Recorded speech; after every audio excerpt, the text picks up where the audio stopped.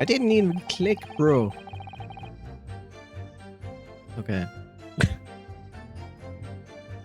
So yeah, no, we're gonna continue with Ace Attorney because one, Ace Attorney is still a very long game because we have like literally a lot of cases still to go.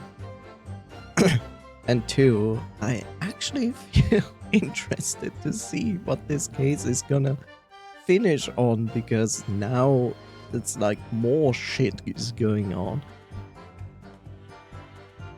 As per usual.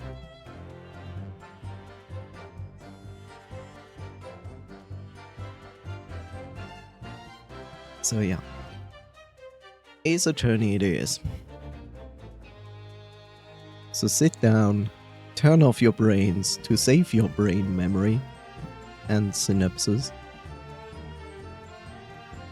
And just enjoy this, I guess. In it. We're British now. We were the only two people up on that roof deck, dead or alive. I can swear to that. Let's press. Too late, brain already fried. That's okay. I can still use you without the brain. Hold it! So at no time did the victim, Mr. Mason, climb up to join you on the roof deck? Absolutely not, Dickon. Dickon?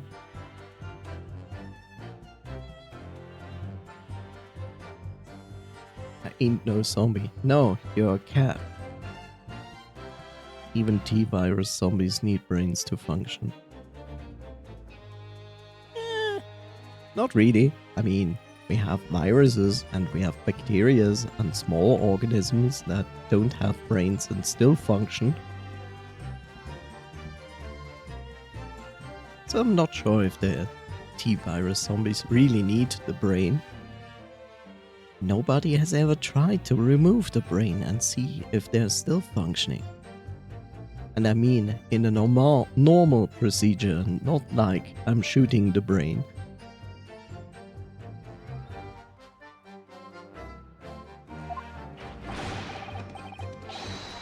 I still don't understand what's going on with this guy. No question about it, he said. None at all. What is he doing? Why is he riding a horse?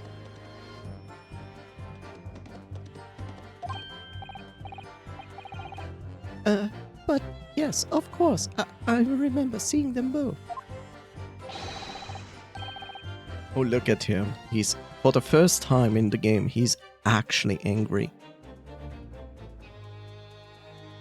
I'm sure those people are in the vegetable state. More or less.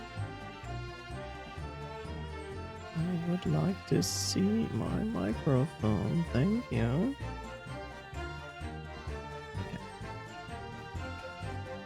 Okay. I saw the victim inside the enclosed cabin talking with this man here.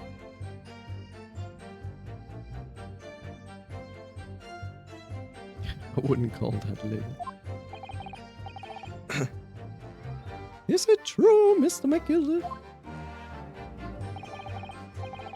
Dear me, my lord, at the risk of repeating myself, I boarded the omnibus alone and nodded off inside almost immediately. That's an outright lie. Without doubt, you were engaged in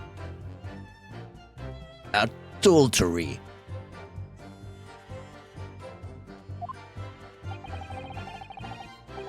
Let me stop you there, fella, and ask, do you have any evidence at all? At all?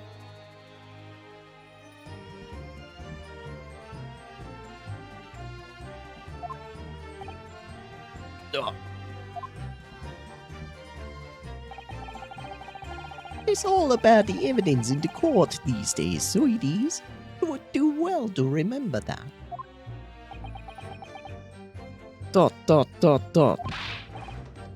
Oh, I saw you with my own eyes. What's going on with these two? going so well. If anything had happened where we were sitting, don't you think one or the other of us would have noticed? Hold it!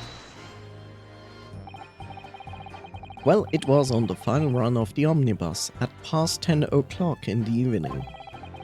It would certainly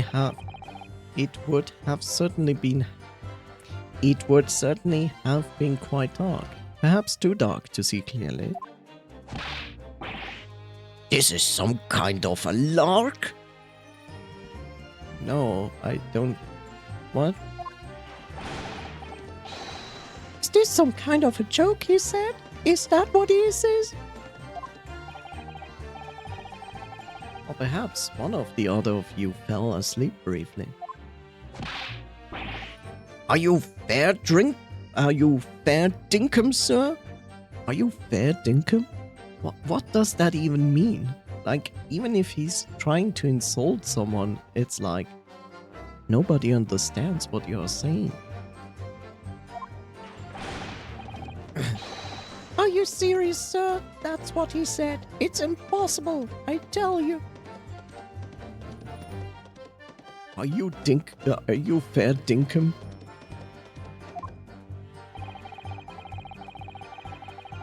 I'd give you the keys to the vault if you could fall asleep in that bitter cold. And if you did manage it, your eyelids would freeze shut and you would never open them again. That's extreme. It was extreme, I tell you, and we had to put up with it because this man had locked the door. Any true gent would have unlocked it and let me in when I knocked. That's a lie? That's a lie because he just said knocked, and we have established that the girl would hear someone knocking and she didn't the entire time. I'm dreadfully sorry about that, young fella. But you see, I was away with the fairies and didn't hear ye at all. That's a lie. I saw you through the glass. You were talking to someone.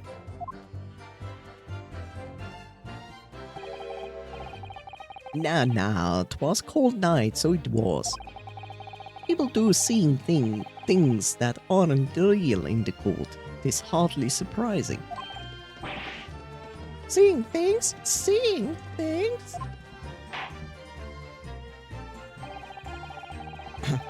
I believe we have reached an impasse here on this particular point. You...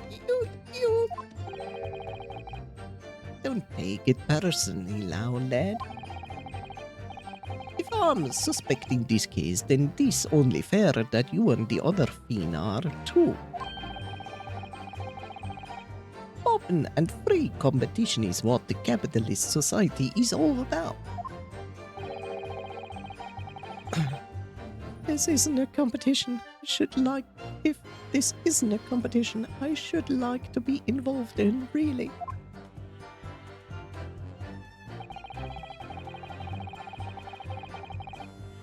In any case, neither of us know the first thing about the victim. We had no reason to kill the man. Hold it! So, you had never met Mr. Thrice-Fired Mason before? Oh, lummy! No, not once, never. He'd never met the man before, he said. Never. And you, Mr. First, had no prior dealings with the victim either. That's right, sir. Hatters don't have much to do with brickmakers, to be perfectly honest, sir. No, I imagine not. You see? How many different ways can I put this? Neither of us has... Well, no. Neither of us have the remotest connection to the gentlemen who were inside the cabin. Except you two.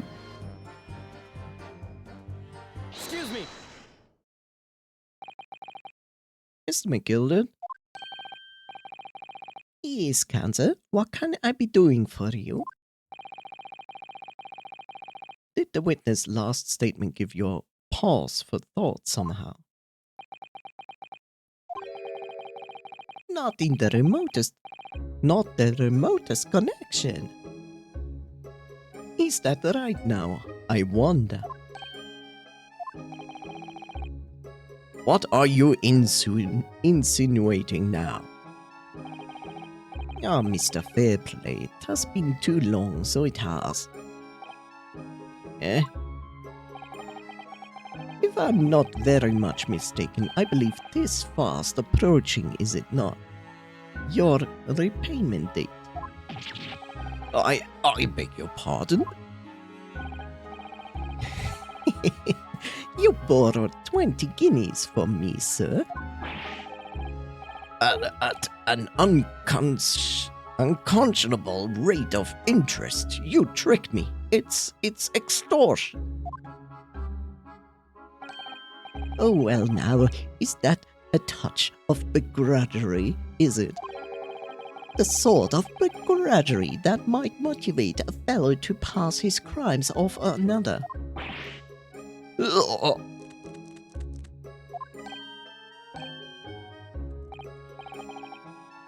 And you, young Mr. Furs. Me, sir? What do you want with me, sir? You do be making hats for a living, or do you not? That there top hat sliding about on your head, is that one of your own creations, is it? Oh, well, I'm still just an apprentice, you understand? I'm learning to find the perfect fit for whatever fine gent walks through the door. The perfect fit, is it? Well, 'tis very distinctive design, so it is. Many customers like it, I tell you. They like a distinctive touch. Customers, such as the thrice-fired mason.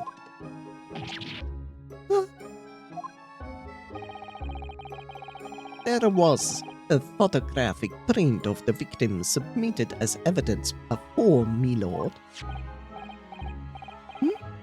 Oh, this, you mean? Yeah, he has also this funny stitching. I can't help thinking that the poor fella's head looks distinctly familiar, wouldn't ye say? Oh!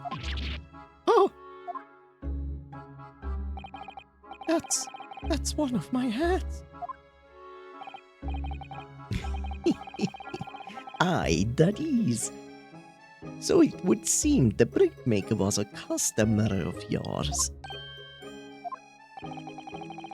The sort of customer at the wager who you could have had a wee quarrel with over the distinctiveness of the goods. Oh, no, sir. Absolutely not, sir. Well, there's really nothing more to add. It wouldn't be right to say that the two fellas here haven't the remotest connection to the victim, you see.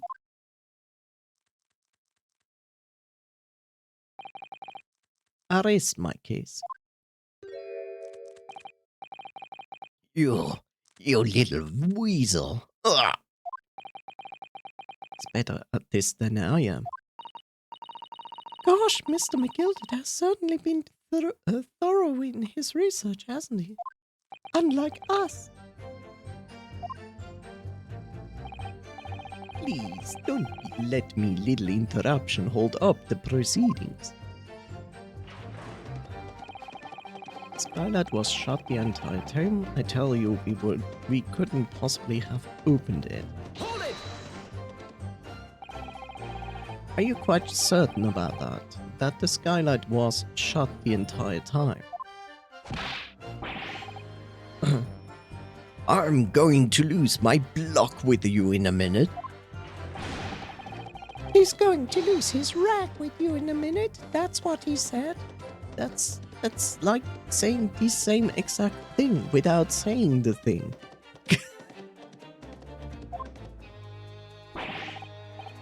Take a look for yourself. Go on.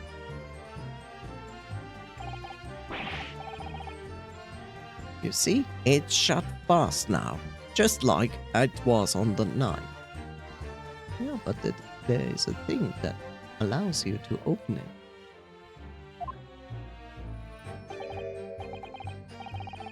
it. So it is. Of course, a fella the size of Mr. Mason could likely break right through it, still and all. What? Just looking at the size of the thing, you understand? Now you hold on there a minute, sir. The size of that thing means nothing. Not on its own. Let's consider the bigger picture here, shall we? Let's stop biting our cane, shall we? I was riding the omnibus on another occasion when, well, I broke the wind, loudly. I shocked myself with it, as it happens.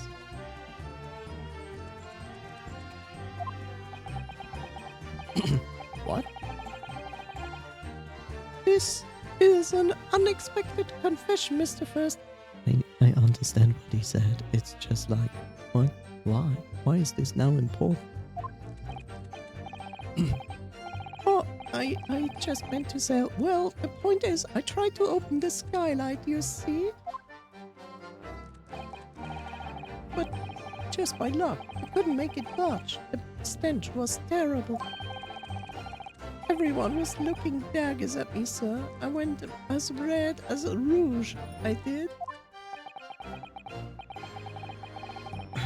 Are you expecting me to sentence you? Oh, no, sir. The point is, the skylight can't be opened. Wait, I tried. that ain't. The skylight can't be opened. I tried and tried when I was inside the cabin of shame. Excuse me. Do you have something to say about that, Miss Lestrade?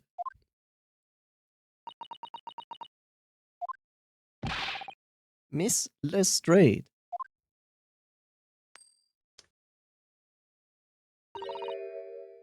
It opens. Huh? The skylight. That is what we're talking about, right? Oh god, she's doing it again. All the skylights open dead easy. More easily than you can load that weapon. That's a lie, I tell you. Otherwise, when I broke wind,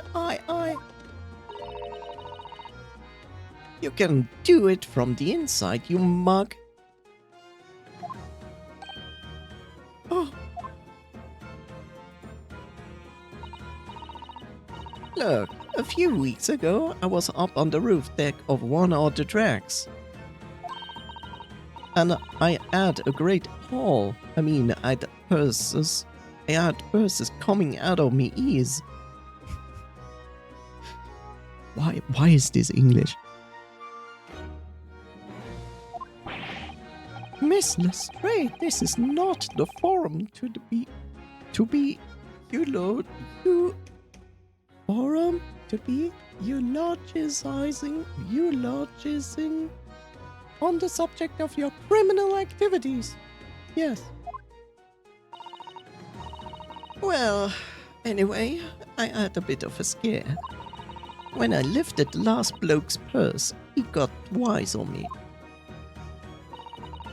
All four of them surround me, so I couldn't hop off the bus and leg it. So what I did was, I used the skylight. I opened the catch and jumped right through. What? Yeah, the catch from the skylight is on the top side. That's why you can't open from the cabin. Catch for them skylights is on the top side. Yeah, we saw that. The skylight opens from the roof deck? They live! Climb up on that roof of the omnibus at once and wiggle your butt and verify this witness's claims as you wiggle your butt.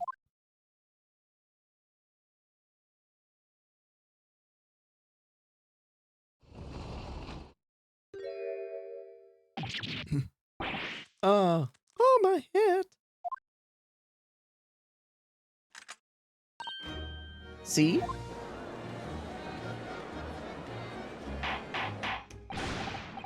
Order! So it appears that this street girl's statement is quite true. Don't believe it. The skylight opens. And from the roof deck. Mr. Naruhodo, I'm going to explain to you something obvious. Because that's the only thing I'm good at. This could be the clue we've been looking for, like I said.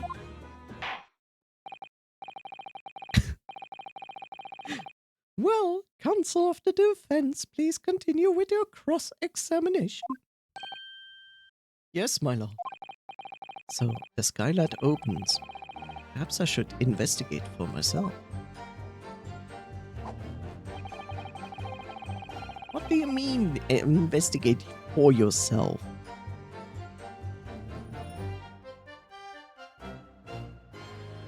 So sure, the victim fell through the skylight. Where's your proof? Well, can now present this? Why do we need to present this? Like, why? I can't reach it from here. Well, Objection! let's just consider the implication that the statement for a moment, shall we?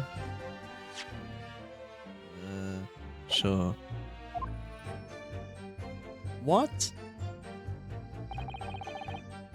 What implication, counsel? What we just looked at strikes nothing special to me about it. Exactly, there's nothing striking about this. What strikes me is that you're an imbecile. Excuse you.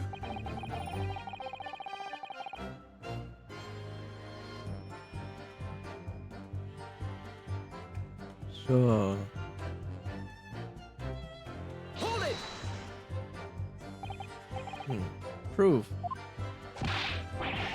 That's right. I demand to hear it because I'm an absolute idiot and didn't listen to what we just talked about 2 minutes ago. We came here to say what we saw. I tell you, not for this. For hard facts that prove that we just lied. But you call us both shizzers. Shizzers? Scheissers? Scheisse. Scheisse. I know. It says something else in the game. I always hear Scheiße. Brand us as criminals. The criminals. You call us liars. That's what he means, and accuses us of doing it. As it stands at the moment. There's no hard evidence that it incriminates yourself. Now, is there? I believe we are in much the same position as one another here. Ah! Whatever. Don't crack this case soon, he will crack his teeth.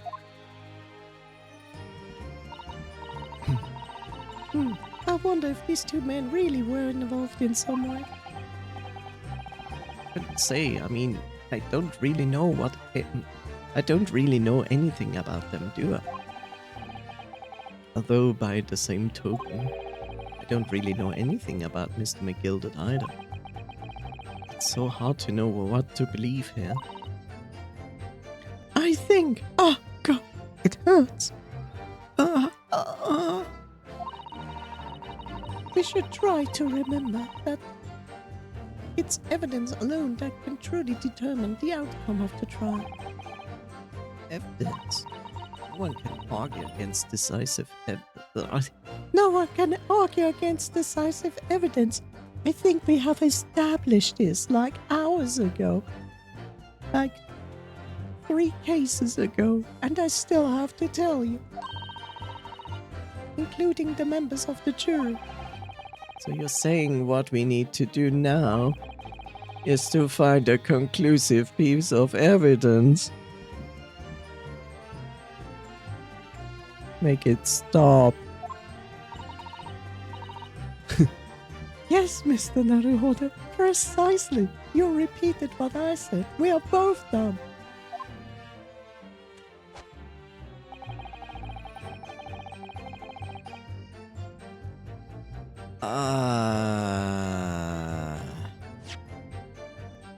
I mean, at this point, we don't really have anything, right?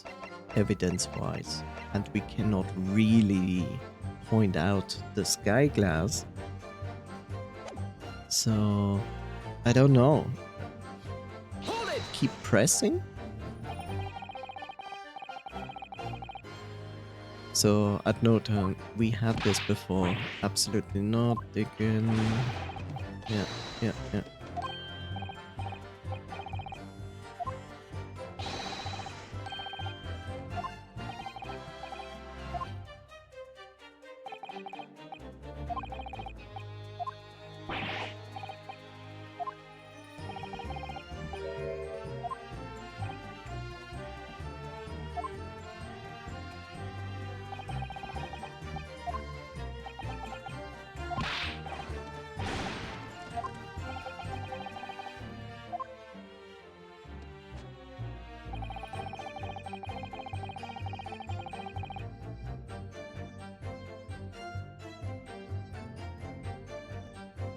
Hold it!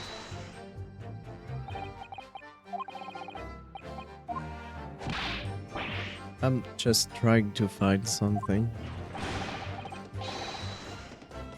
Why is log Joe?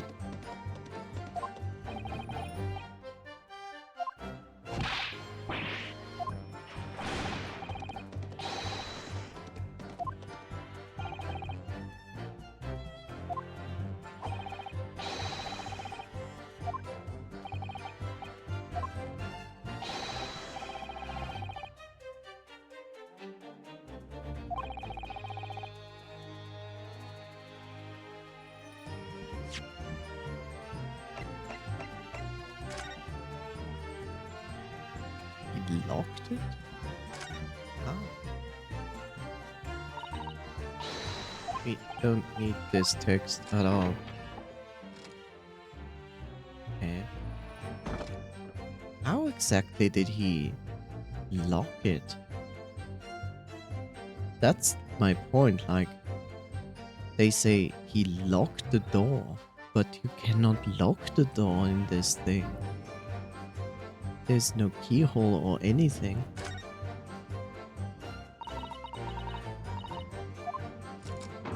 That's weird.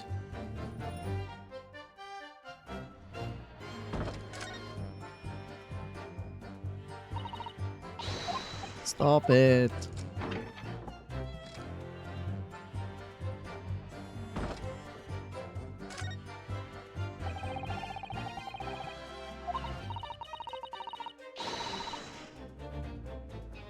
So we can slide it open from in here. It's not fastened at the moment, so we can slide it open from in here.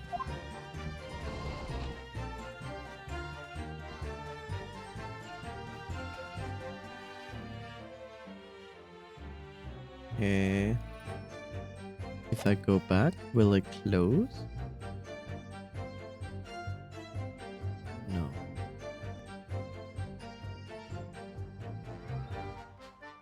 There's blood there, but I cannot reach it. There's blood on it. I cannot reach it. Like, I cannot move the camera further than this, but I can move the thing. Oh. Oh. Whoops.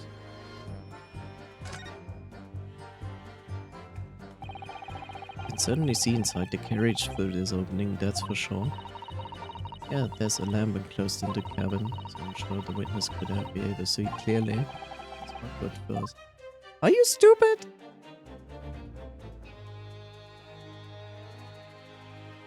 There's clearly blood there. Would you please acknowledge blood?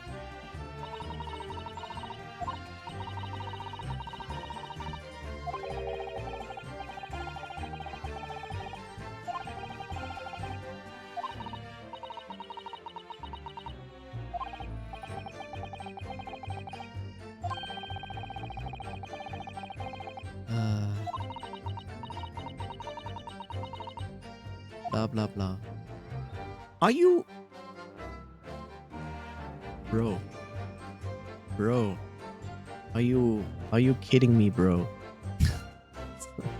what's wrong with you? How precise do I need to point this out? You know how hard this is with no analog, with digital?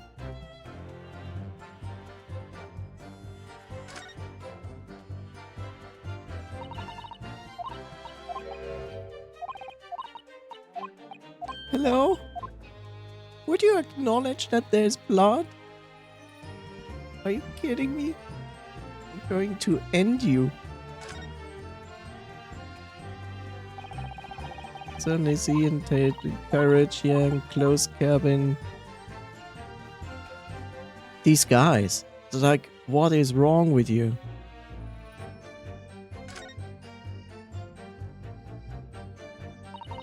Are we actually need to see this from the inside? Is that the point? Like, ugh. Look, there is blood. Yes, it does open very wide, doesn't it? Just like coffee.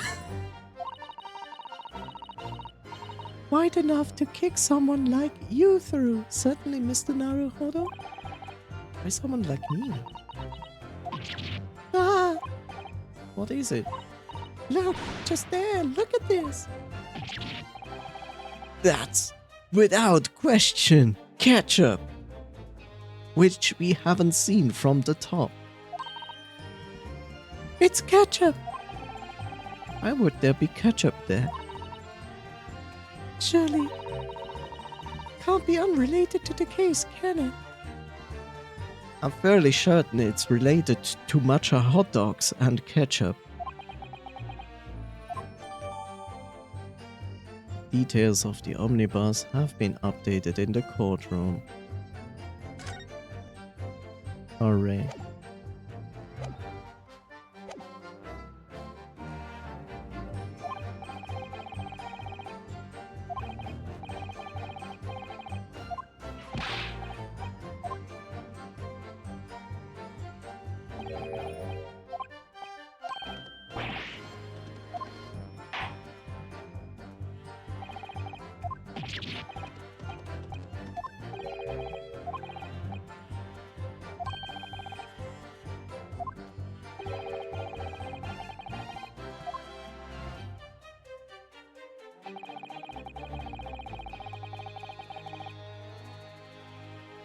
In any case, neither of us know the first thing about the victim. We had no reason to kill the man.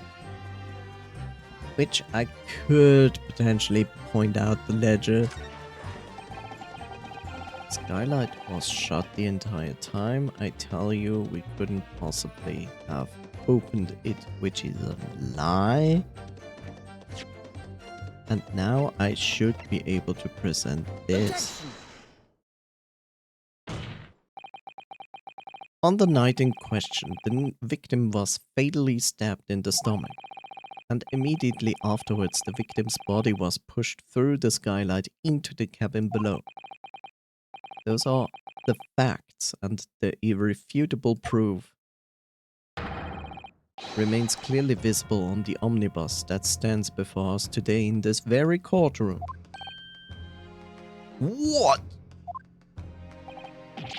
That's utter humbug. Did you know that humbug is actually a German term? Yes, the German language you also use humbug for the very same reason. Ah, you can't possibly have any evidence. No, you can't. I mean, we didn't do it. I tell you, it's impossible. Irrefutable proof here in this courtroom. Counsel? My lord? I believe everyone would appreciate a little clarification here, Everybody's an idiot. Where exactly within this omnibus is evidence to which you allude? Well, I found ketchup, sir. I would if you let me move. Thank you. There, sir. I found the ketchup. Got it! By Jupiter, is that ketchup? Ugh. This bloodstain proves two things. It's a good game, and you should play it. Firstly, when the incident occurred, the skylight of the omnibus was open. What? And secondly, the victim was already bleeding when he fell through the opening. Oh my! And so it follows that Mr. McGilded, who was inside the enclosed cabin himself at the time, cannot possibly be guilty of this crime. No. No.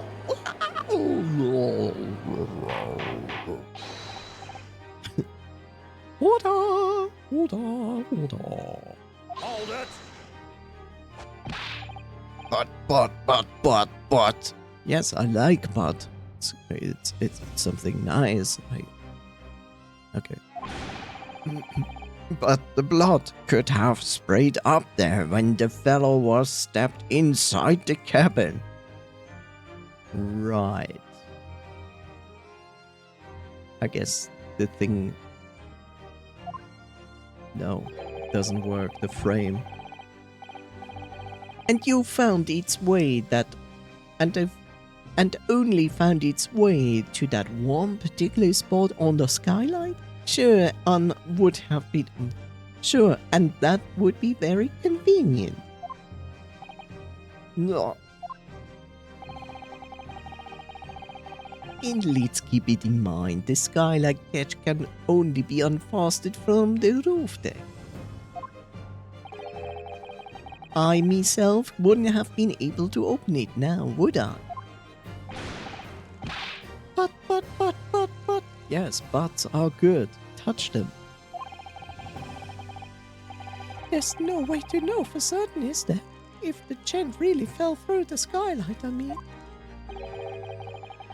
Why don't we have a good look at the floor of the cabin between the two seats, Mr. Fuzz?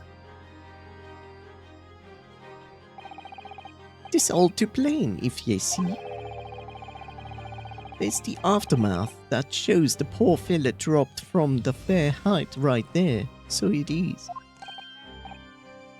What? No. But it can be if it's all lies.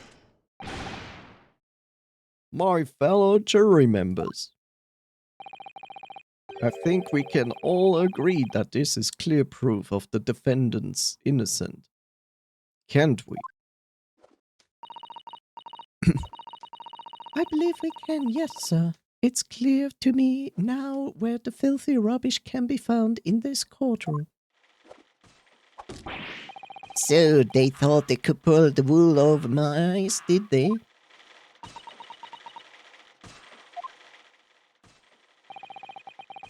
I won't tolerate any of the guild's carriages being solid with blood. I won't tolerate it. Oh, I always knew that nice gentleman who gave us that delightful park couldn't have done such a thing. On three then, everyone. 1, 2, 3. Objection! Okay, what did he found that doesn't fit? I hope this case is over. I don't know. My brain cells can survive much longer if there are any left. A chilling performance, Mr. McGilded. Oh? And what would be you referring there now, Lord Van Six? A bloodstain on the frame of the skyline. Such evidence is null and void. What is going on? It's like, I don't like it, so therefore it doesn't exist. What? Why? For one extreme simple reason. That the smear of blood never existed. Ah, I see where he's going. I see where he's going. Remember when the entire... Oh my god, it's ketchup, baby. It could be red mayonnaise. No, I know where he's going, so he's probably going to say like the bloodstain wasn't there before the entire hell broke loose in the courtroom.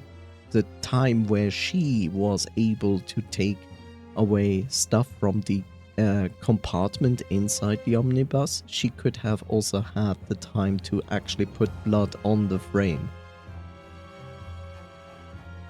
But that would be very obvious, right? Because old blood looks different from fresh blood. Is he gonna lick it? Maybe. Objection! What are you talking about? It's there for all to us to see, and it's clearly ketchup. Objection! I personally attended Scotland Yard's investigation of the omnibus. The officers involved went over the carriage with a fine-toothed comb. Why?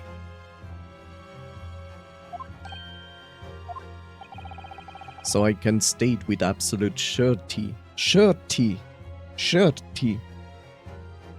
I mean, it's written like this, but it's pronounced like this. Surety. Surety, you can also say, but I find surety more interesting. No such smear of blood existed in the carriage. At least not until this trial began.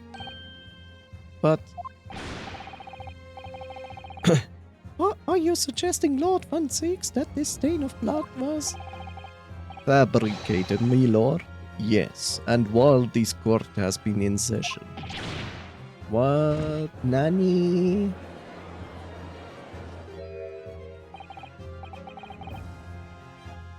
Okay, so... he forced them to do the murder. Then they tried to frame him for the murder so they could get rid of their debts. Now he's turning it around by using her to remove evidence and add evidence to existing evidence. So he's getting spoken as not guilty.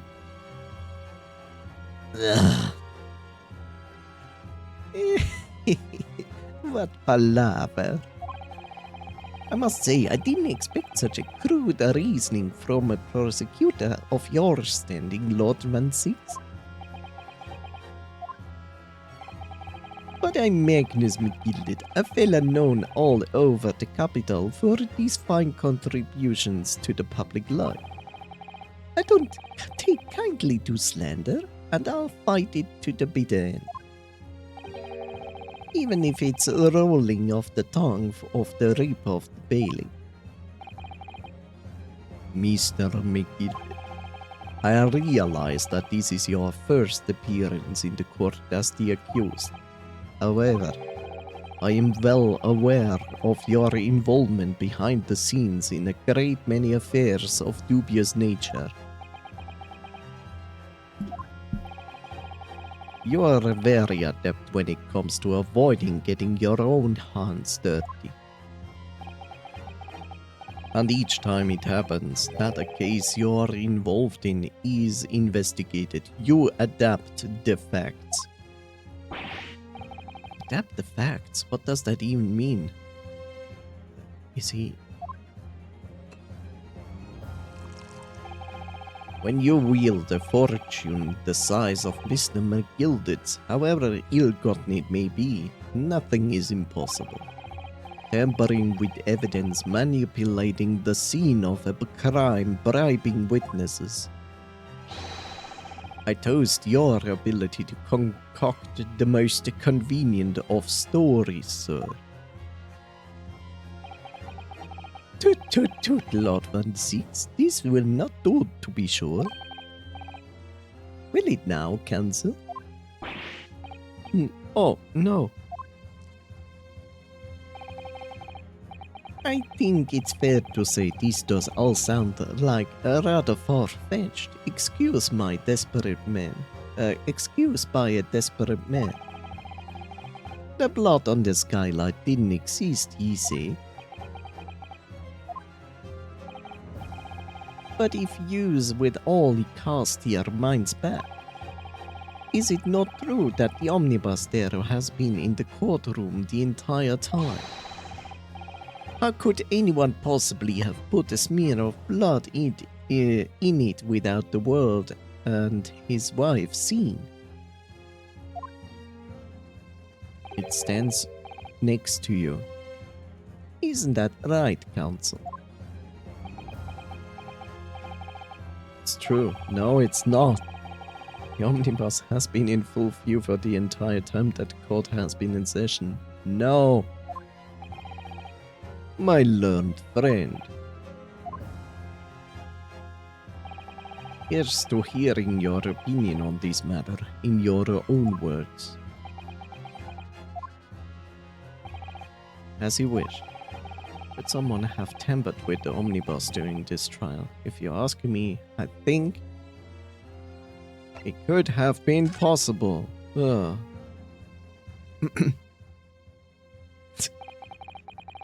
As the defense lawyer, it's my job to advocate for the defendant as best as I can, but still, I feel as though there's something even more important at stake here.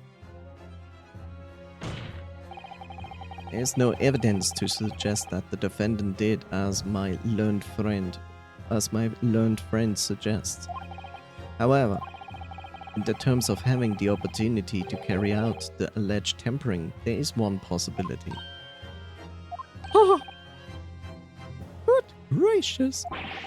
Explain yourself, Counsel. I was never here when it happened.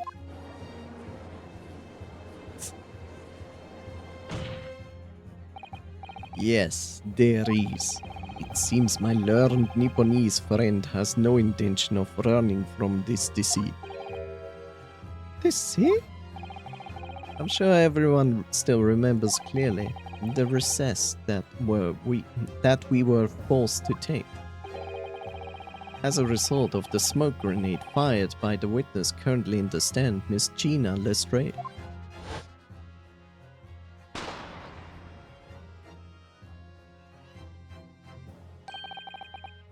What is going on? Be careful, Mr. Naruto, to cover your face. My left and got the accused escape secure omnibus. I hear about the versus Freddy invested friend in custody and cleared the courtroom. What a strange flashback. hot room was filled with smoke and everyone thrown into confusion. All of us were made to leave this chamber. In that brief interval, under the veil of smoke and in all the chaos. Oh no, he did the Matrix. He did the Matrix, so it's extremely serious. It could have been possible to steal inside the omnibus. Why is he pointing at Lord Van Siegs?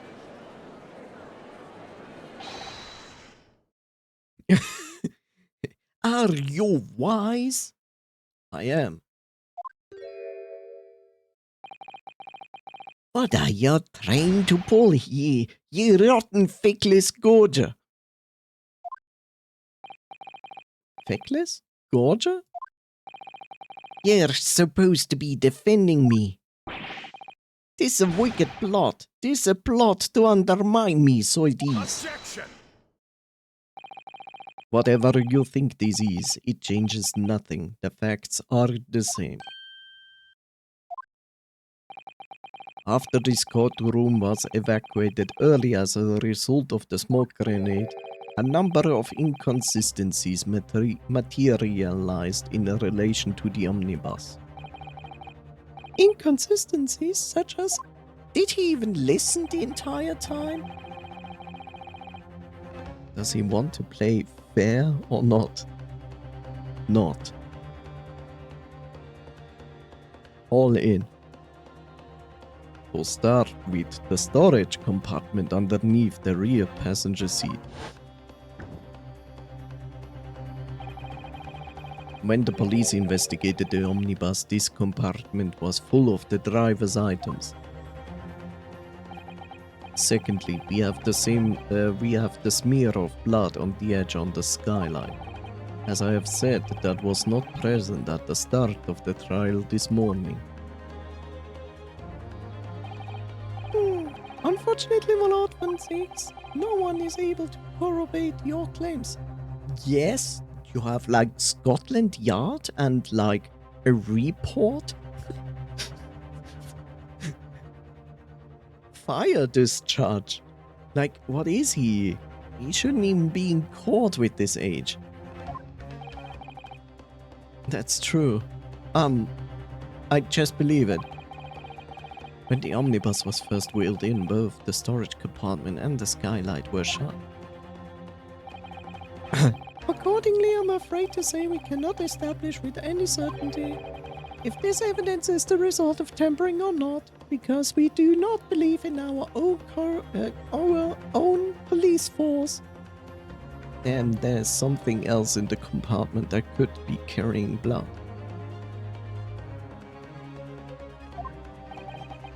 Indeed, my lord, no doubt there was not a single person who saw fit to verify such things. What do you think Sorry? about the omnibus? Is there anything else unusual about the omnibus? I have an inkling. I'm going to play my switch now. My lord, Yes, counsel. I will save, my lord. Okay.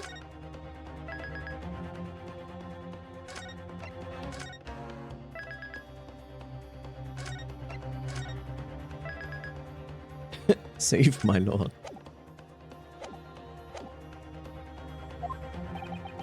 There's one further inconsistency. A mark that surely could not have been present at the start of the trial. What? Yeah. The blood spot on the floor in the omnibus, I'm pretty sure it wasn't present at the beginning.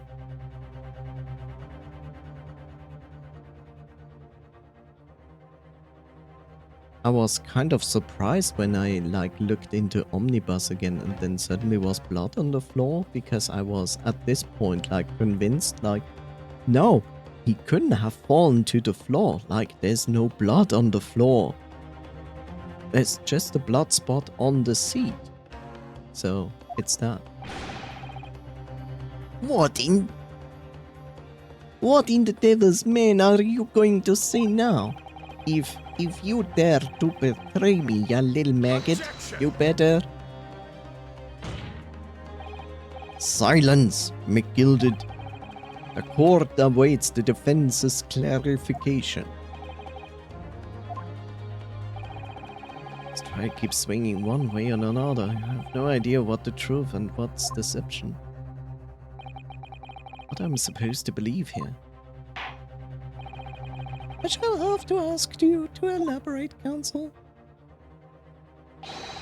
Where exactly is this alleged mark that you claim appeared at some point during the trial? It's this ketchup mark I cannot point at. Yes, now I can. Also, you see the difference, like the mark of ketchup on the seat is darker than the one on the floor, which indicates fresher blood. Got it. We consider that the victim fell through the skylight on the floor cabin. You would be certainly expected to find signs of blood where he landed. At this point, I mean, they are not there yet, but at this point I would also say if someone was stabbed and then thrown into a cabin like this, there would also be blood not only on the floor, but there would be blood splatters on one or the other or both sides of the seats.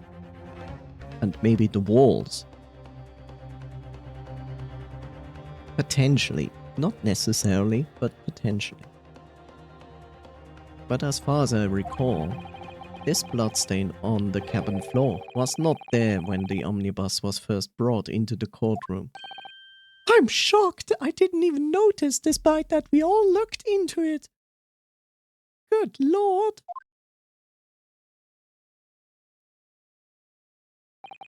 Yes, I do believe you're correct, counsel. Oh god, he actually used his one brain cell. Well said. Although, as advocate for the defense, you might say that was a very careless slip of the tongue.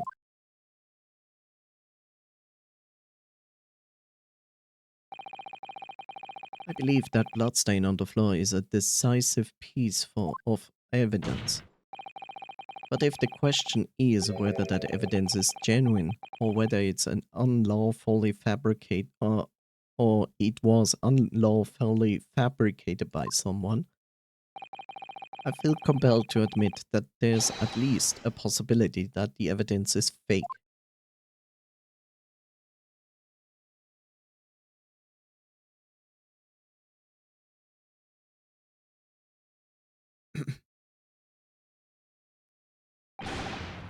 Arg. This trial is over. I will now change into my fourth face. I will extend my wings. Final battle. I want to see what happens to him in the end when he's presented as guilty. Like we had so far, someone like dying and birds. Mr. McGill? I've done everything I possibly can to cooperate with the court, but it is all over now. But you're the defendant. It is over, I tell ya. Memory, recollection, what people think they saw, this all nonsense. Facts that are what counts, and the fact is that bloodstain is there now.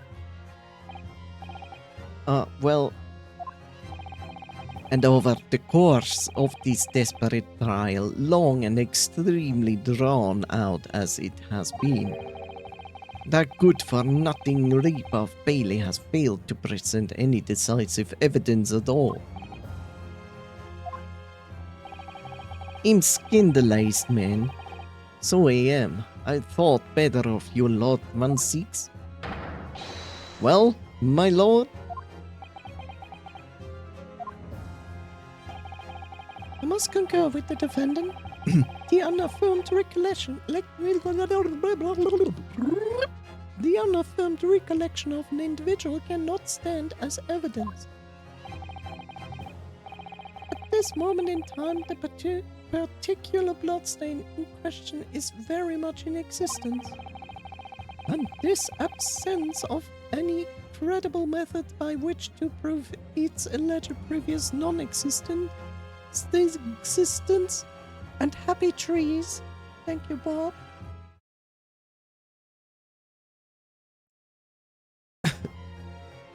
cheers, Bob. Thank you for the cabins.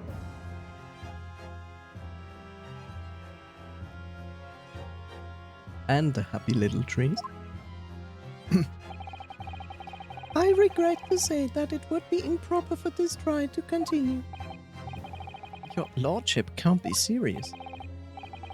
Lord 1-6, what is your position? The prosecution, my lord, has no further witnesses or evidence to present. Very well. In that case, as I believe, we have explored every possible avenue in this matter. I shall proceed my adjudication. As a formality, I am, of course, obliged to confirm with the defense first. Formality. As things stand at the moment, it would seem that Mr. McGill will be found not guilty, Yes. which would mean if one. Is that really the right outcome here? Is it really alright for the trial to come to an end now with all these unexplained inconsistencies? Counsel for the defense, your closing statement, please.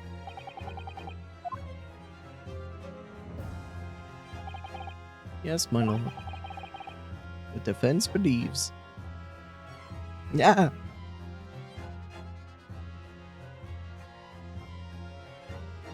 One second.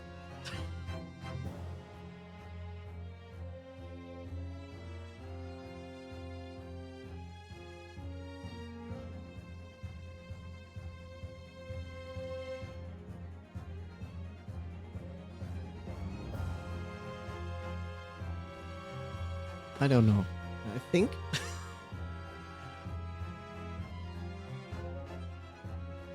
either I imagined it, or it was a spider, or it was a fly, or something landed on my. on my peach. Was strange. I mean, let's face it, this is dumb. Like, I feel not like that we should say that the defendant is innocent. He's clearly not. You know, to some degree, I like this case because it is like not the usual case where it's an absolute clear thing, despite that we run around a few times in a circle. But like where we are literally like defending someone who is literally guilty.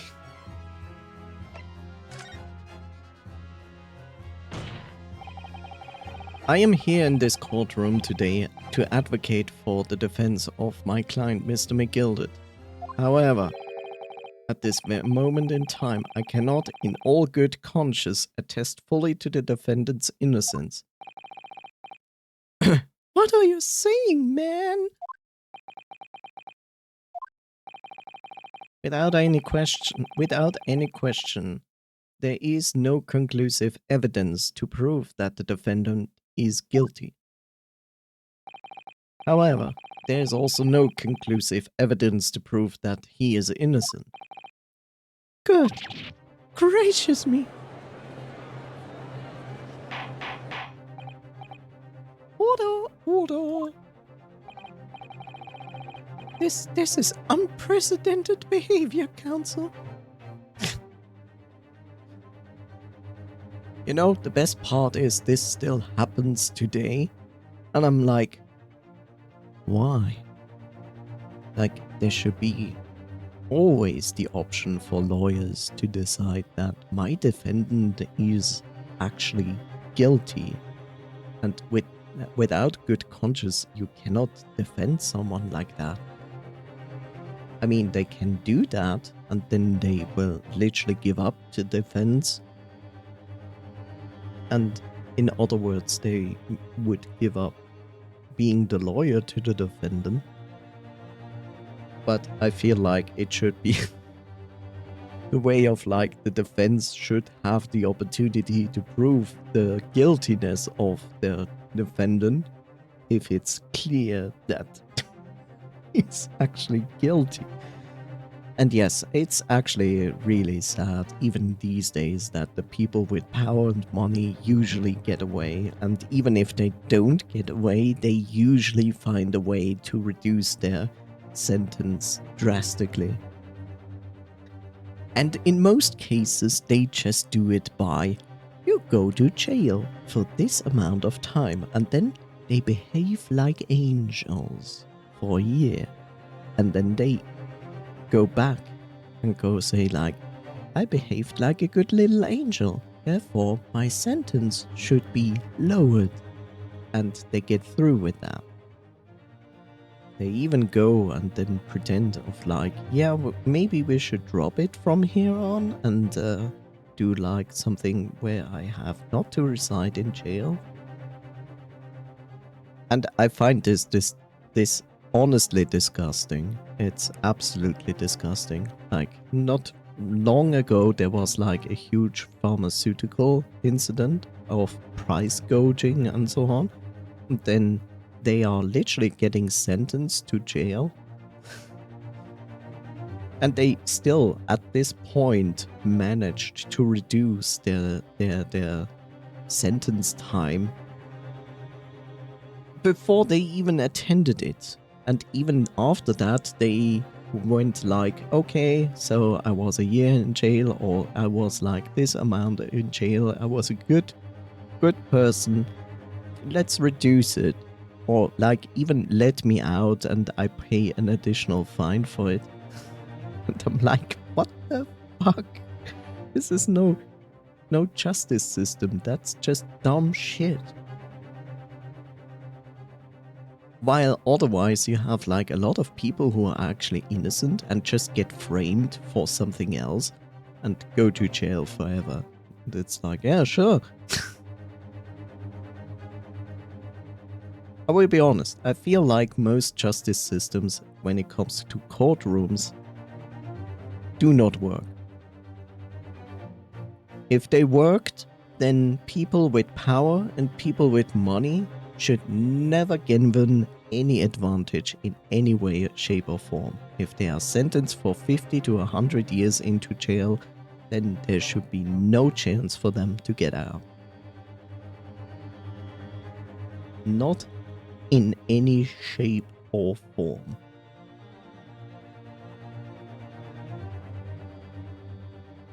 But I feel like that system can only be repaired and function if there were actual neutral parties that would do the entire thing.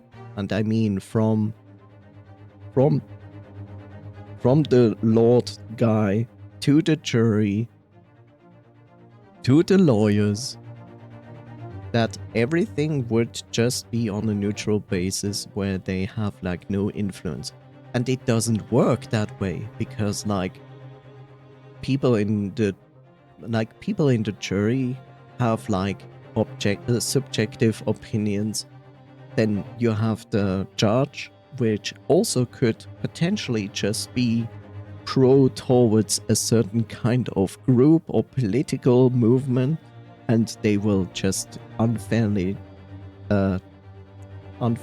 just judicate you. And it's just stupid. It's like this entire system is just broken and it's dumb and it happens all over the world and it's absolutely unfair.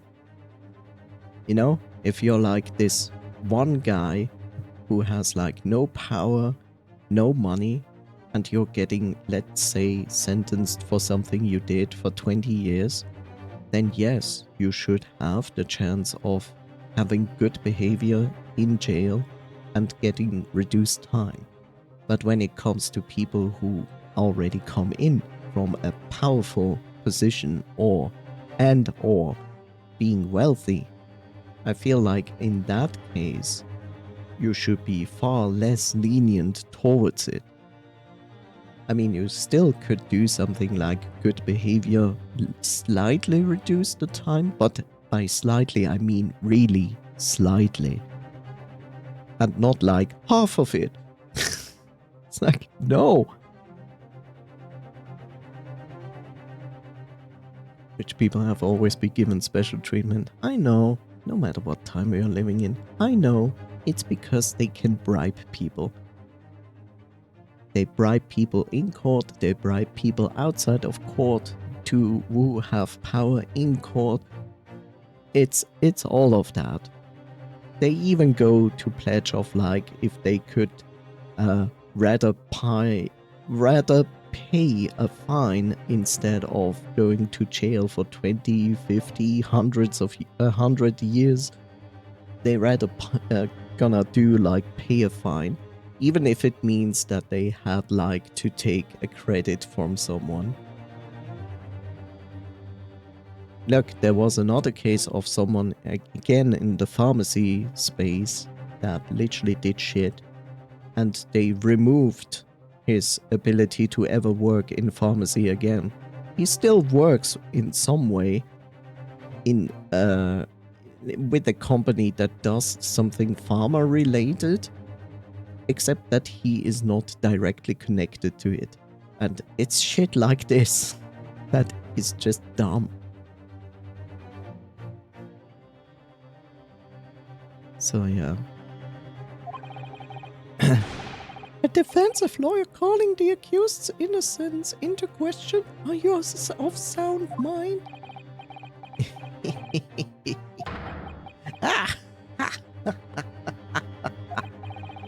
It was the grand decision to appoint you as my lawyer, so it was a grand decision.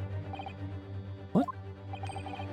I must say, I didn't expect quite such an exciting spectacle at the end, but still. Here, have this for your troubles. Your job is done, fella, and some fine work you've done, so you have. What do you mean? This just as the right honorable gentleman so succinctly put it afore. The trial can't go on anymore. And your closing statement there was, how did we put it now? Nothing more than a formality.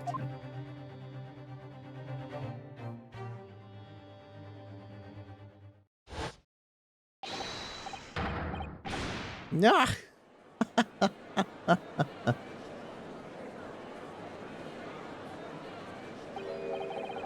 I really don't know what to make of this.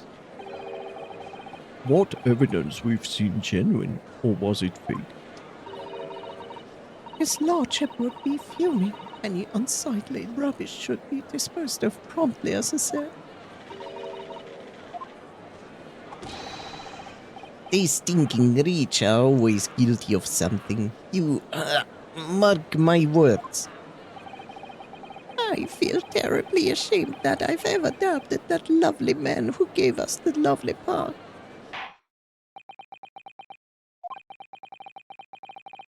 Now that the proceedings have unfolded in this way, I am compelled to declare the premature end of this trial. Furthermore, the court must accept the defendant's plea.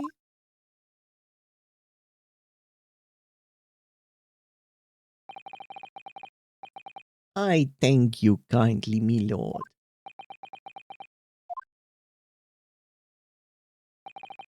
I hereby pronounce the verdict of this court. Objection! But we still haven't determined if the bloodstain in the omnibus is genuine or not. We don't know if these witnesses are telling the truth or a pack of lies. We have no idea about the truth. Lord Vinci. Me lord. The case made by the prosecution was flawed, plain and simple. If indeed the omnibus presented as evidence was tampered with, the prosecution is at fault for allowing such disgraceful perversion of justice to take place. No, it's not. How is this the prosecution's fault? They are not responsible for that. That is the court's responsibility. So put your finger towards bailiff. And the judge. This is just dumb shit.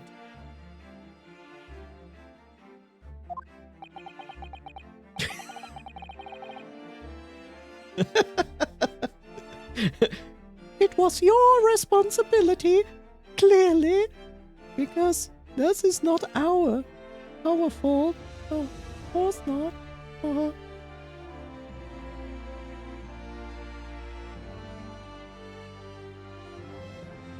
This is the beginning of 1900. My sincerest apologies, my lord. Objection. But wait. When we were evacuated from the courtroom, Lord Van Siegs ordered the evidence to be secured. I'm afraid the prosecution cannot shun the responsibility in this matter. That's unfair. So unfair. The culpability of the defendant has not, at the present time, been established by this court. Consequently, the jury will not be required to proffer judgment. What?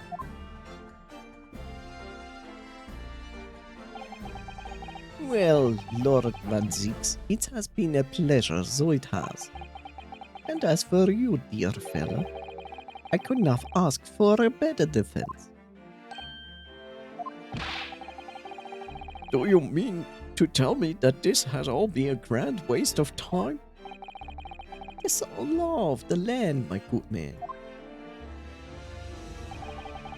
If you'd like to pursue this matter further, you can always go ahead and pray to change the law. Magnus McGilde. Good grief!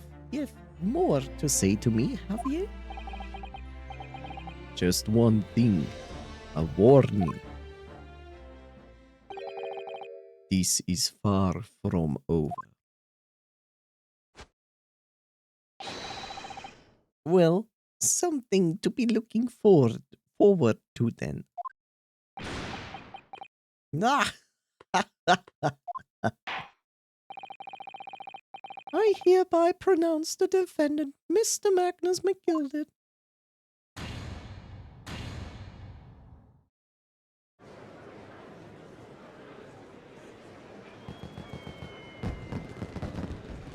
Why is there fireworks inside a chapel?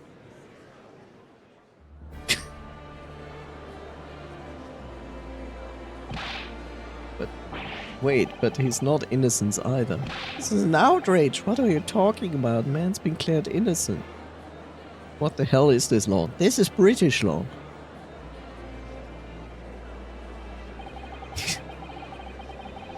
Like you're shocked that this is British law. You should be shocked about what is British politics. Why do you think the British are not anymore in the European Union? Which is also stupid. At the courtroom in pandemonium for the second time that day, the judge delivered his verdict. And my first ever trial in the Great Britain came to an abrupt end. Damn, I can understand Brexit more now.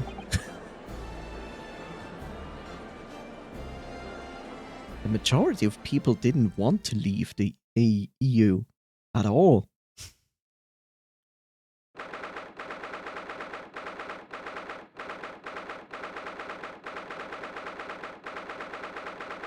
And you know what's the best? The people who actually voted for it are now seeing the consequences of their of their choice.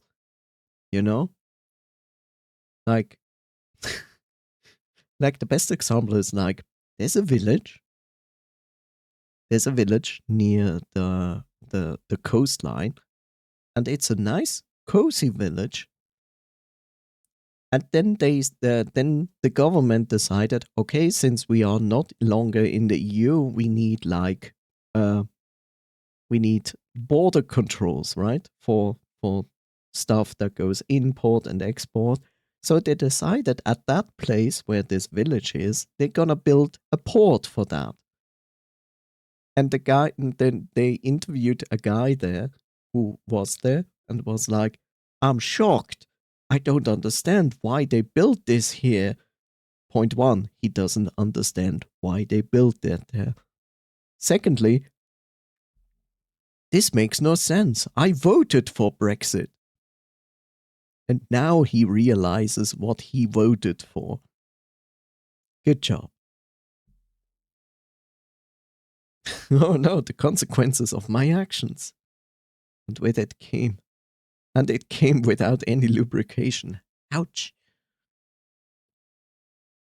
Yeah. See, it's just stupid. Like, this decision was dumb. Look, this also, like, here in my country, we had, like, because we are also not part of the European Union, we had specific contracts with Europe that are called bilateral contracts, which basically makes it easier to import export stuff and allows easier people from outside our country to work in our country and so on.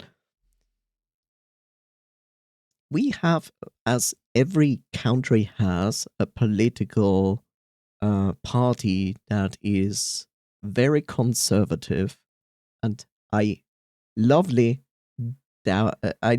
call them also extremists, that are always like, for Switzerland, and don't change a thing, and everything outside of Switzerland is bad, and something like that. That's the political party we have here, one of them.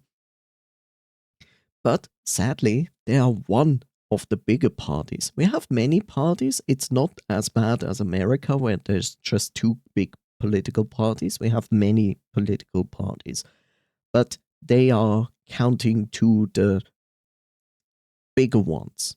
So they have some good influence in this. They managed to get these contracts off the table under the justification of saying, like, these contracts are not good enough for us. Like, it doesn't give us enough positive things that we consider good for us. And they nullified them. But these contracts were like part between us and Europe for a very long time. And now they're gone. Just because they want to renegotiate these contracts and put it more in favor for us. And it's just, it was a dumb decision, but it was accepted because the people voted for it. It just gives you like this look of like, yes, my country, for example, is one of the few, if not the only one country in the world that has a direct democracy, which is good because it means we as the people decide on anything that goes into law before it can even go. Like, we say yes or no, and it's decided upon that. We also have the ability to bring our own ideas in that we can vote on, but we have to collect signatures for that. We have like 2 systems for that, for 2 different things. And it is all good because the power is in the hands of the public. We decide what goes in and what goes out law-wise. But we also have political parties because people are like that, right? Everybody has like a political leaning or is neutral, whatever. It is not as bad as America. Like I said, there's not just 2 parties, we have many parties, and it is more or less like equalized between different parties. They're like bigger parties because they existed longer. And there are newer parties. There are some parties nobody wants, like real right-wing extremist parties, but they are extremely small, luckily.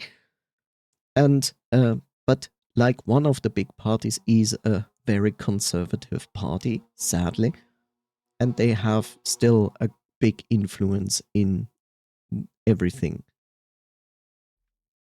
Because most people are too stupid to invest 15 minutes of their lifetime when it comes to voting to make themselves a bigger picture. No, instead, they just look at the website of their political party, and if they say, like, vote this, they vote that. They vote what they say, like, instead of actually making a clear decision beforehand, which is not really difficult. Like, really, sit down and spend 15 to 30 minutes of your life to simply read what's going on and then make a well-informed decision instead of just letting a party declare what you should vote. Like even I have like a political party that I lean more towards to. I'm not part of any political party, but like I have a political party I lean more towards to because they mostly have like a very similar thinking that I do. So I take their stance in consideration. That means I go on the website and yes, I do read what they think they wanna vote for, but they are not just like putting this on the website and say like vote for this. They actually do explain why they think that you should vote for this. And I read that and I read the general description of what we are voting on. And if anything is left that I do not understand, then I look it up. It's not difficult. And then I make a decision. And then I vote, like completely independent of any political party or anything. And that's what I do. And I wish more people would do that instead of letting other people decide what you should vote for. Like, I had even instances where this party where I'm leaning towards to said, like, we think you should vote this for because of this and this. And I disagreed. And I voted the other way around. And that's okay. You should vote what you really think is truly the right thing to do after you informed yourself what you should do. Like, what this is all about. Like, right now, we have another thing coming in. Like, in a few weeks, there will be another voting. So we vote several times a year. Like 4 to 6 times a year you do voting in my country. And now there's another thing, voting. And guess what? Like this specific political party that I don't like, literally puts like advertisement up. And their advertisement is usually like, don't do that, that's bad. This is that's what it means for us. It's like, right now, I haven't read it yet, what it is, exactly what it is, but this party already has like begun their campaign of saying like, if you vote yes for this, then the agriculture of Switzerland is going to break apart. Like, we're gonna lose 30% of our agriculture. Like, I don't even need to read what this is all about. I already know they are wrong. So it has also the positive thing, like, whatever they say, they are wrong. So it's easy. Of course, I'm still going to inform myself and make an informed decision, but it's really funny. Like, you could literally just look at their website and go like, okay, they vote for this, this, this, and then you just turn this into the auto vote and you have probably the correct votes instead. Bold to assume they can do anything. Critical thinking. Yes. No, if it was going by that political party, then we would have like no contracts or anything outside of our country. We would probably just close everything off. We would hopefully extort anyone that is not Swiss and please don't even consider letting people fleeing other countries into our country. No, of course not. Ugh. Yeah. So yeah, they are racist. Yeah, they are. What is the name called of this in English? So, you know, when people flee their country, they seek for asylum or political asylum. Guess what? This specific party is currently looking for signatures. Well, refugees, but it's called going into an asylum, not the asylum that you have in mind from old days. It's called an asylum. Like, you grant asylum to people which are refugees. So this political party right now is gathering signatures so they can propose something. And their proposal is that a specific building that is for refugees to be ripped down. Why? Because they are refugees. Of course, they're not gonna tell that. They're not gonna call it like that. But it's the lone fact that they actively try to do something like this should tell you stories about what this political party thinks, right? It's just unacceptable behavior. It's really dumb. So yeah. Look, this is the thing. Like, I live in this country and I can still say, like, I'm glad I'm living in this country because it's the most secure, stable country you can live in.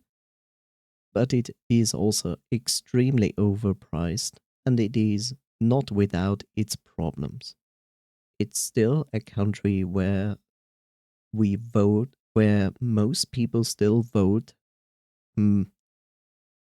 much leaning towards conservative voting. And it's annoying because, like, we should do more. Like, so many things where you should go forward to, like green energy, working towards the CO2 thing for the future, and so on. Like, you know, everything that would move you forward to help with the entire environment and the problems that we are facing is all like slowed down by just not accepting it, or like finding people to vote against actual good laws that help to bring this faster in and further into law. And it's all of that, you see. Like it's not just sunshine and cookies. It is not. But in the end, I still say, like, I'd rather be here than in most other countries. I will not exclude every country. That would be stupid. But I say, like, still it's one of the most stable countries you can live in, despite of its despite of its own problems and its ridiculous high prices.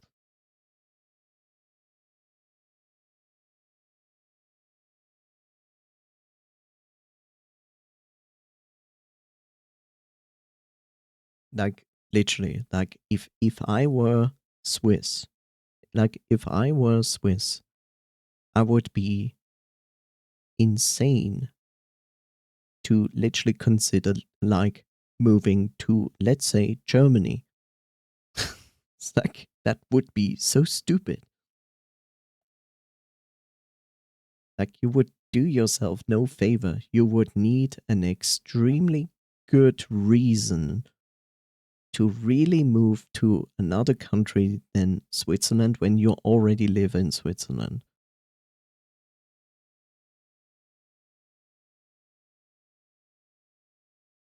If you just move country for moving countries, then you're certainly not going to move to Germany, and you're certainly not going to move to France or Italy. Like, Italy is even worse. Like, oh God, no. If you had the choice between Germany and Italy, you certainly will choose Germany. Like, you do not want to live in Italy at all.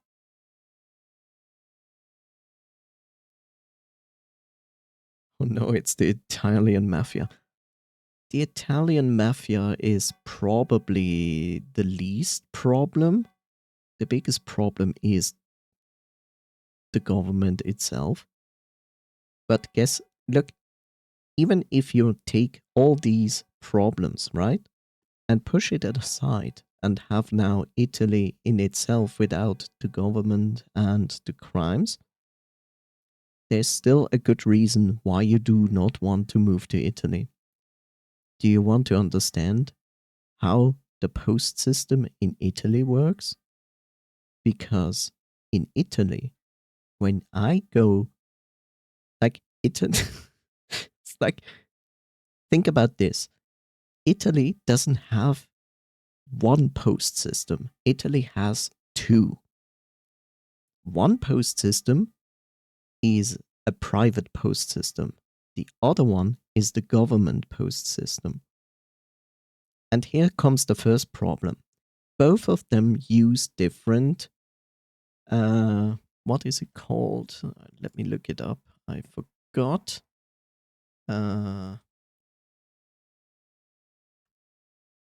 There we go, stamps. So both systems use different stamps.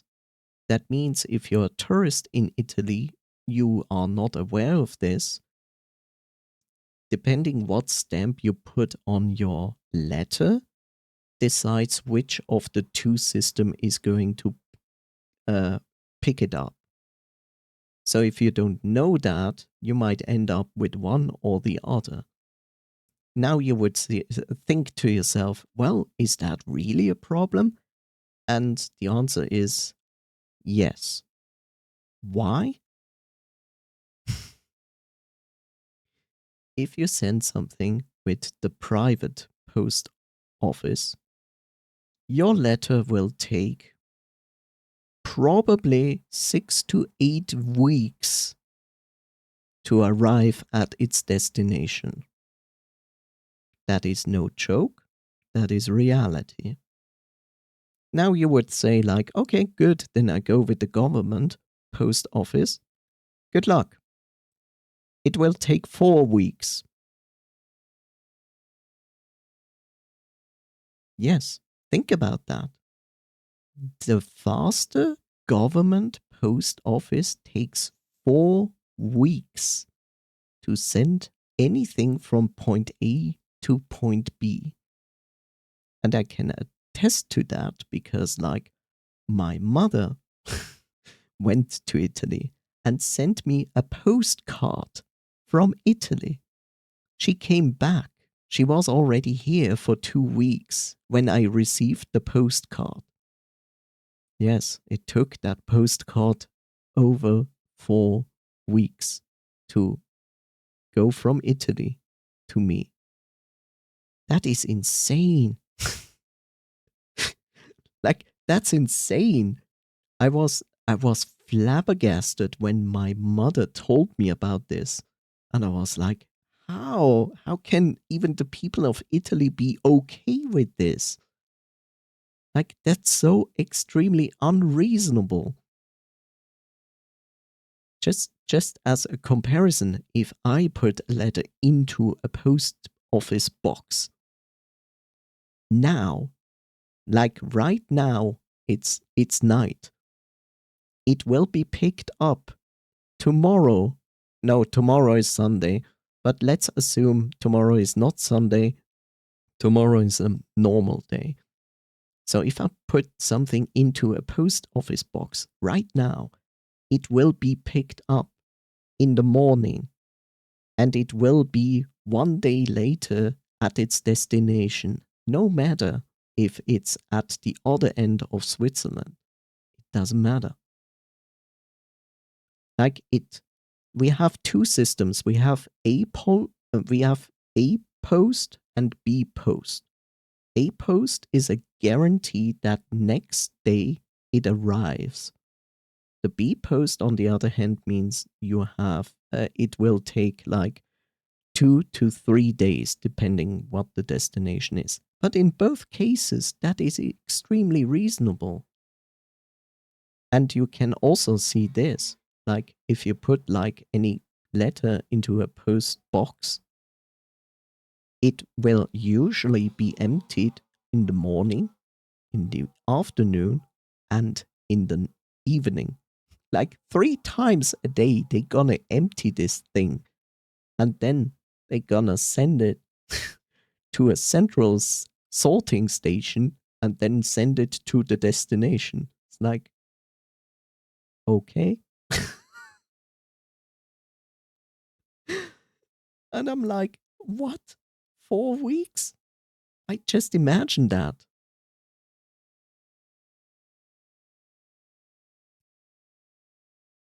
You know, to some degree, it's also stupid. Like, our post office is really efficient. It's good. But the other thing is, like, our post office station also has, like, a few central stations, but has, like, one huge central station. So basically, I wouldn't say it's the most efficient system, but, like, literally imagine there's one huge post office central sorting station, right? One. That means everything you put in goes first to this central station. Then it will be sorted and distributed back to its destination. And then it will be delivered by a post officer, a postman, postwoman, whatever. That makes sense, right? This makes it the most efficient and best thing. Except when you do something like, I'll take this, I put it in a post box, and it will be sent to someone in the same village you live. And still, this letter will be picked up, brought to the post office, the local post office, which then sends this letter to the central sorting station, which then sends it back to the same post office that picked it up, to then deliver it from that same post office to the same village just a few streets further down the road. Now that's an example where I say like, that's dumb. But I could be wrong at this point, because there could be the potential that the local post office actually sees like, oh, this is like local vicinity, and don't send it to the central posting station. I think they do that. But I don't certainly know if they really do that. I worked once temporarily in the post office, and this wasn't part of the thing that I helped with, so I cannot certainly say if local letters are actually going to be sent to the central sorting station or not. I don't know. I could ask my I could ask my post office. They would tell me that. But yeah, otherwise it's a good idea and it works. I just don't understand how Italian people like putting up with this when a government-driven post office system takes 4 weeks to deliver letters and parcels within the country. It's like, how? At this point, like, the moment this started to happen, I would have expected at least further down the road of like a few months that the whole of Italy is like going to the streets and be like, what is this shit? You could try this in France and you could be assured the people will go on the streets and protest, because in France every week there is a protest. So yeah. Okay, a lot of drift off. Let's see if we can get like a finish on this. I don't know.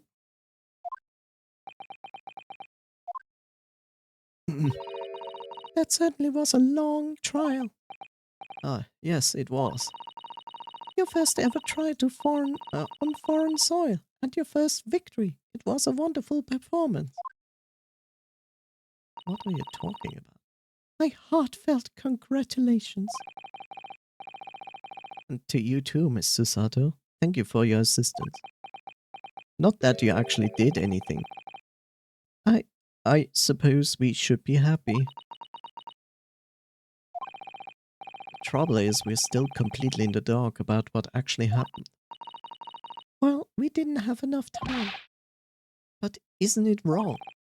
I mean, who was actually responsible for Mr. Mason's death?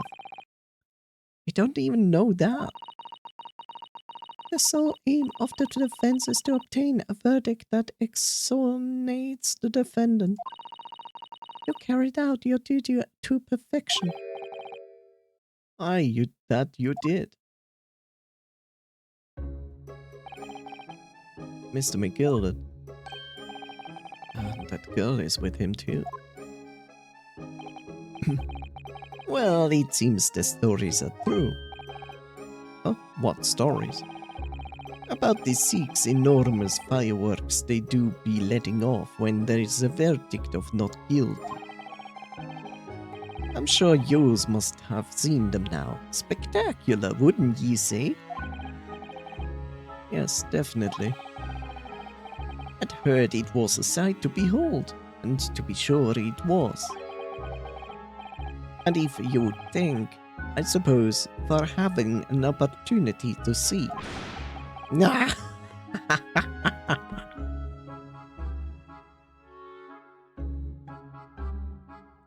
hate him. Oh, I don't know about that. I'm not sure I really did anything. What on earth are you saying, fella? How did I walk out of there a free man then? I don't think it was so much thanks to me as down to your planning. You're a straight-talking fella, aren't ye? I must say ye had me astray in the head there once or twice. But you're young and headstrong. Add this water under the bleach.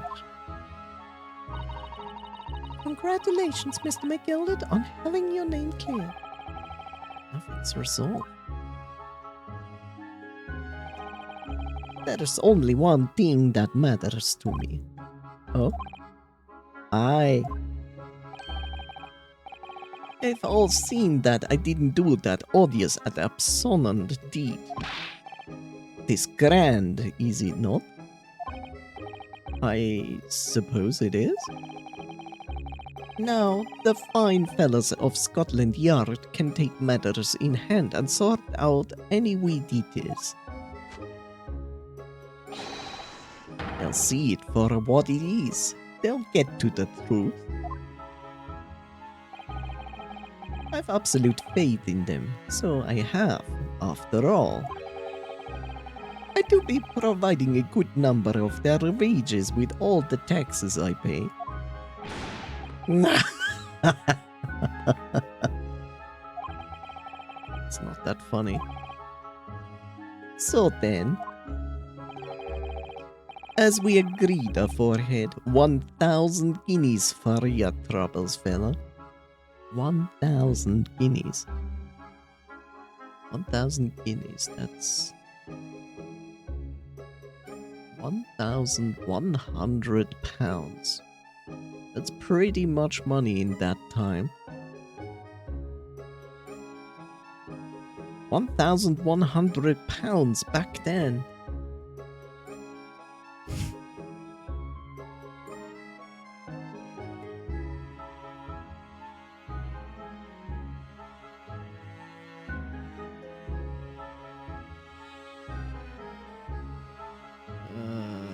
Let's see.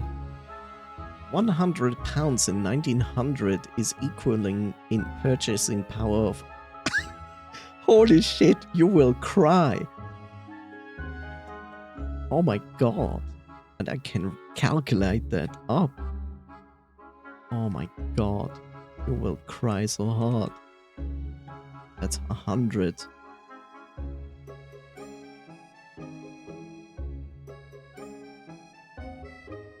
In what currency do you want to know what this is? You will cry so hard. In what currency do you want to hear it? I will tell you.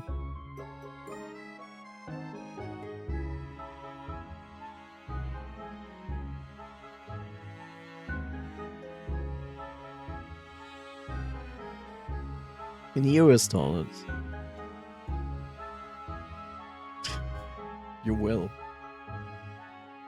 So we did this case, and he paid us 20 guineas? 100? 1,000? 1,000 guineas. Which equalizes into 1,100 British pounds. But at 1900 year-wise. So if I calculate this into today's money, and then translate that into US dollars, this guy just paid us 222,475.06 US dollars.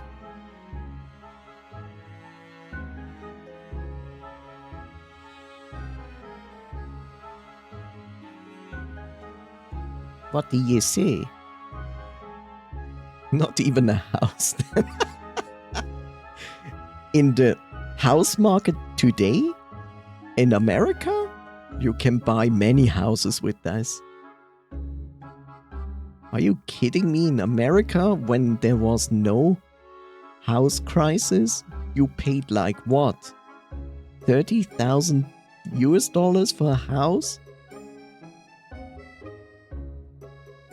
Are you serious?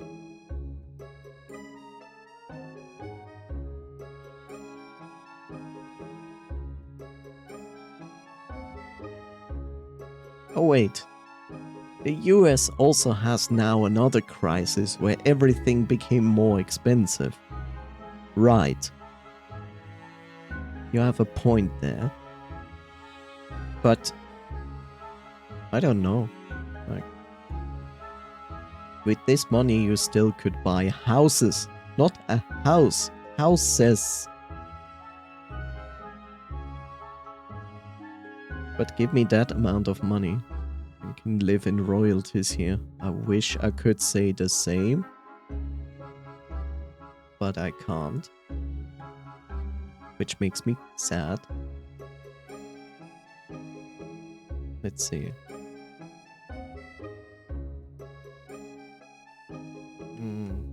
Okay. Let's say... Oh, whoops.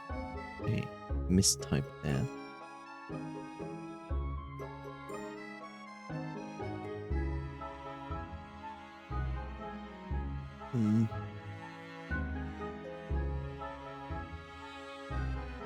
Okay.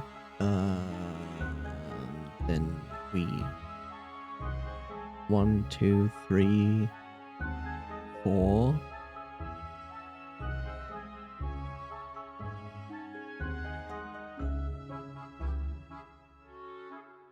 With that money, I could live 4.5 years because it would equalize, would be equal to the average lowest income wage in my country. So, with that money, I could live 4.5 years. Good job. I mean, it's something, don't get me wrong, it's something, but it's not great.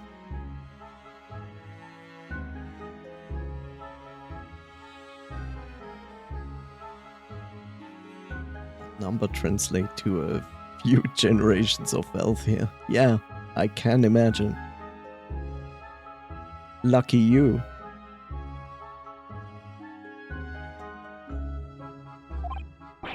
Oh, no, I couldn't possibly accept that much. If I was there, I would drop kick Ryu in the face. And I mean drop kick with spike shoes. Ada, be wished. You're a humble people, are ye? You from the east? He will not say no to that by not paying us. Well, if you insist. Why is he so stupid?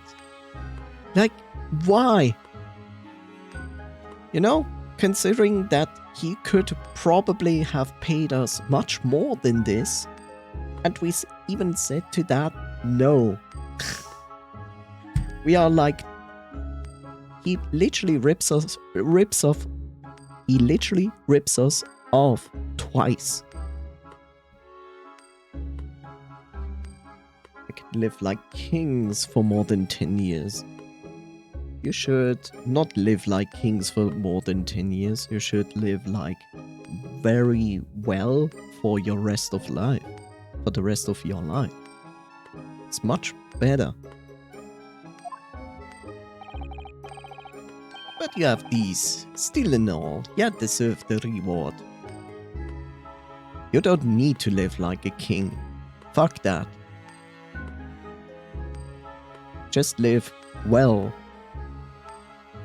As long as it means you can live long and well from that.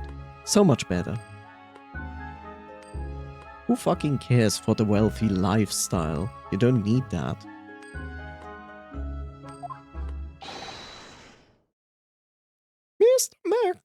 Mr. Magnus McGilded. Everything is ready, sir. If you would like to follow me into courtroom. What is happening to his voice? To the courtroom. What's this, officer? This sooner than I was led to believe. I hope you're not it's not inconvenient, sir. There were some changes to the schedule. Well, I must be making tracks now. I guess he goes from one court trial to the next. I don't think that's how God's voice would sound like. I agree with you. I just had to make up a voice out from the get-go. This time for inspection. Sorry? What inspection? They're going to examine the omnibus again, so I'm told. I asked if I could be present for it myself. They're going to examine it again? No? Naturally, I'm under no obligation to take part in any more of this matter now. But as an upstanding member of London society, I do be doing my best to help where I can. Well, thank you, Bob. I shall do that. That's not where I wanted to go, but it's fine. Tis a gentleman's duty, so it is. So then, fare thee well. 'Twas an absolute pleasure meeting yous. I hope ye having a whale of a time while you're studying here in Great Britain. Which is funny coming from him being wealthy and a whale if he would play a gacha game. And there he goes, a free man. Oh, forgot she was here too. Oh no.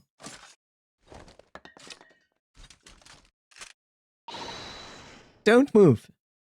So Rio just got played like a fiddle and still poor. Yes.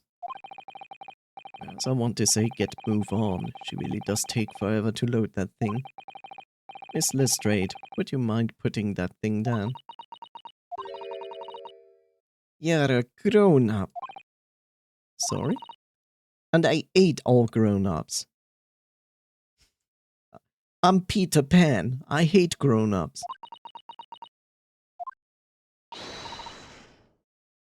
Oh, there you are. Oh god, it's a...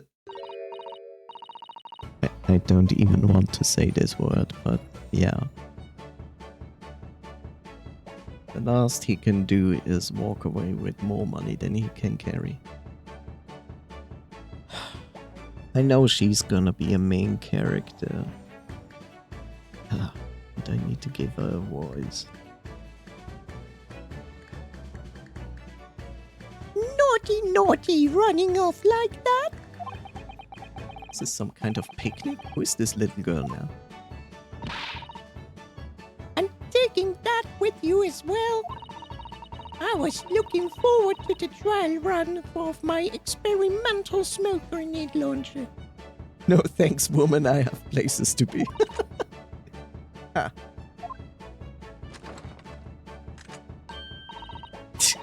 She has a fucking bazooka. Oh, don't you want to play? You won't beat me. Excuse me, but who are you? Oh, good day to you. I'm, well, the inventor, I suppose, of that machine. She better not be related to Sholmes, I swear to Buddha. I'm not sure if she's related to Sholmes, but she's displayed as one of the main characters in this game. The inventor. Well, normal smoke grenades are so dull, don't you agree? White, white, and more white. If you have to be shrouded in smoke, it could be at least a pretty color, I thought myself. Do I have to be shrouded in smoke, though? At all? I just took my eyes off for a moment whilst I was changing onto a different omnibus, and she pinched it. What? I don't even follow what she's saying. Luckily, I fitted it with a telegraphic beacon. A tele what's it? What? I have no idea what this girl is talking about. Anyway, you're coming with me now, back to the laboratory, back into the tube. What? What for? To apologize, of course, silly, to my technician. What? You mean say sorry? You must say sorry when you've done something wrong. Surely an adult has told you that before. An adult? I don't listen to adults. I mean, she's small, but don't have to be high-pitched voice. Okay. Come along then, follow me. Fine, have it your way. Oh good, you see, I knew you would want to do the right thing in the end. I'm fairly sure that's what she wants. What she wants is not to get shot by that massive gun of yours.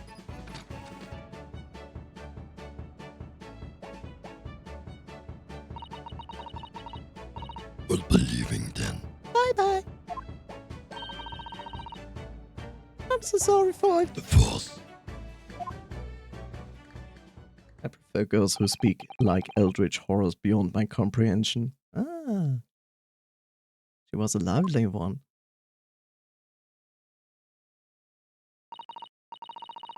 Well, do you think perhaps we ought to be on our way now too? Can we just close the case? Yes, you're right, but where to? Oh, we're gonna live on the streets, Mr. Naruhodo. We haven't had time to find a place to stay. No sooner had we arrived in London that we had to rush here, considering we cannot even afford any place to stay because you were too stupid to accept a fucking wealthy payment. Good thing he rejected all that money earlier, right? Oh, traveling cases are still with the bailiff.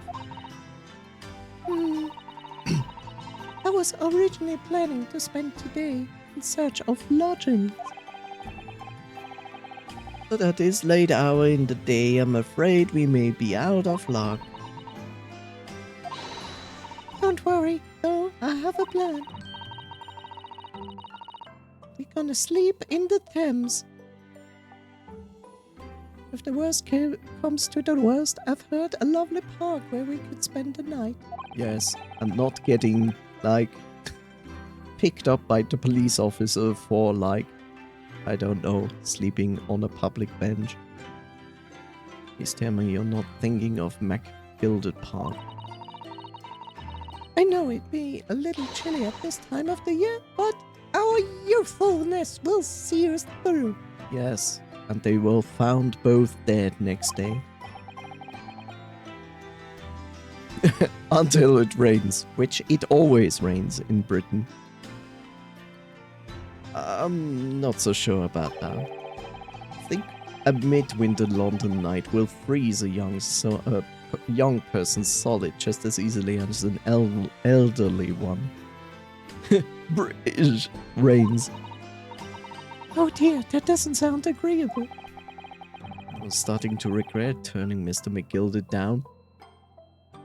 You would think 1,000 guineas would have paid for a lovely warm room or mansion. What are you talking about? This money wouldn't have paid for a lovely warm room. Like, you could literally start to live in a hotel for the rest of your life. It's like radiation particles falling from the sky, but instead getting cancer, you get bad dentals instead. And so, the trial to determine the worthiness for the study tour was over by the end of our first day in London. However, as we were soon to learn, there were more trying times ahead. Just as the Reaper of the Bailey had warned. The case was far from over. Apologize ahead if Asla have to hear me say this blasphemy to Brit. Oh look, it's on fire now. How did this happen? I don't know, sir, but the time I got here, it was already engulfed. No one was supposed to be allowed in here before we started investigating. Oh yeah, cool. They even put a person inside. Good God. There's someone in there.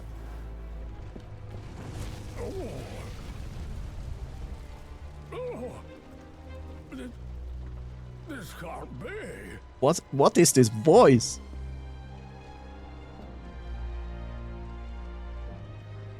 At least he's not talking.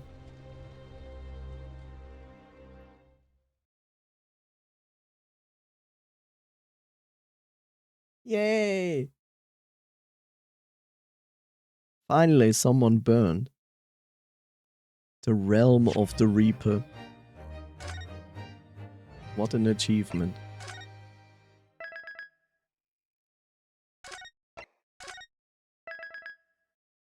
Ugh. At least the case is not over. I'm glad about that.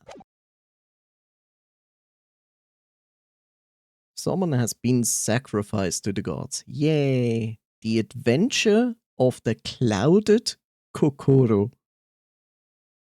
Really?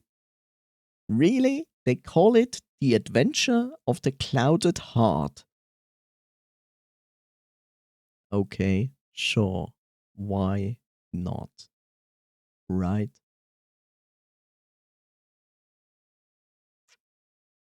Can they just say heart instead? What the hell? This game just hit me right into my kokoro.